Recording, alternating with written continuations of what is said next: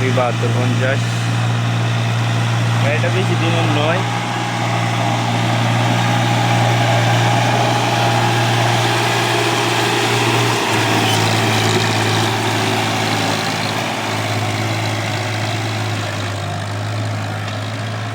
সোজা ওড়ো, কার ব্রেক মারিস না।